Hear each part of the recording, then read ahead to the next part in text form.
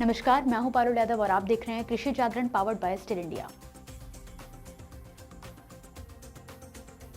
14 फरवरी को चंडीगढ़ में केंद्र सरकार और किसान नेताओं के बीच हुई बातचीत बेनतीजा साबित हुई।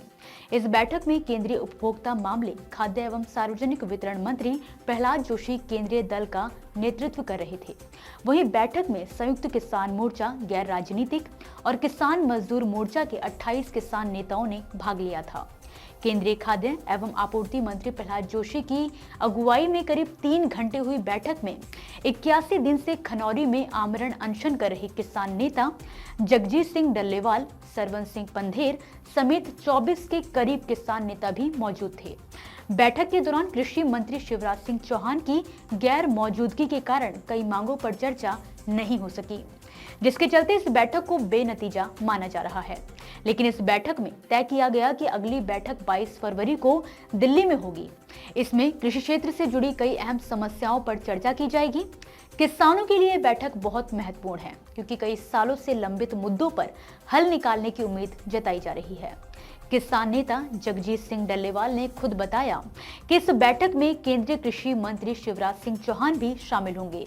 ये बैठक सरकार और किसानों के बीच के संबंधों में एक नई दिशा देने की कोशिश होगी। किसान नेता डल्लेवाल ने कहा कि 14 फरवरी को केंद्रीय मंत्री प्रहलाद जोशी के नेतृत्व में हुई बैठक के बाद ही 22 फरवरी की बैठक की घोषणा की गई थी और इस बार किसानों को उम्मीद है कि सरकार इन मुद्दों पर ठोस और स्पष्ट नतीजे लेकर आएगी। बातचीत के दौरान केंद्रीय मंत्री प्रहलाद जोशी ने कहा कि सरकार किसानों के भले के लिए प्रधानमंत्री मोदी के नेतृत्व में कई कदम उठा रही है।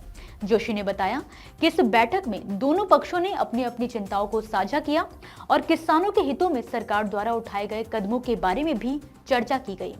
इससे पहले 18 जनवरी को किसानों और केंद्रीय कृषि मंत्रालय के अधिकारियों के बीच एक बैठक हुई थी, जिसमें कृषि मंत्रालय के संयुक्त सचिव प्रिया रंजन ने भी हिस्सा लिया था। इस बैठक के बाद सरकार ने 14 फरवरी को किसानों को बातचीत के लिए आमंत्रित किया था, लेकिन किसानों ने किसान मजदूर मोर्चा के साथ मिलकर सरकार से अपील की थी कि ये बैठक जल्दी आयोजित की जाए और जगजीत सिंह डल्लेवाल से अपील की गई थी कि वो अपना अनशन समाप्त करें।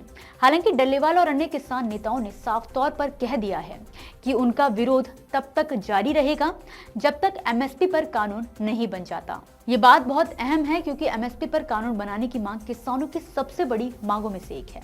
किसानों का कहना है कि सरकार को फसलों के न्यूनतम समर्थन मूल्य को कानूनी रूप से गारंटी देनी चाहिए ताकि किसी भी परिस्थिति में उन्हें उचित मूल्य मिल सके।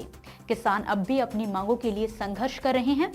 आपको बता दें कि संयुक्त किसान मोर्चा और किसान मजदूर मोर्चा 11 महीनों से शंभू बॉर्डर और खनौरी पर विरोध प्रदर्शन कर रही हैं और 21 जनवरी को होने वाले किसानों के दिल्ली कूच को स्थगित करके इसे 26 जनवरी के लिए फिर से निर्धारित किया गया था। इसका मतलब ये है कि किसान सरकार से अपने हक के लिए लड़ाई जारी रखने के लिए पूरी तरह से प्रतिबद्ध है। तो अब इसके बाद 22 फरवरी की बैठक पर सबकी नजरें टिकी हैं। क्या सरकार किसानों के मुद्दों का हल निकाल पाएगी?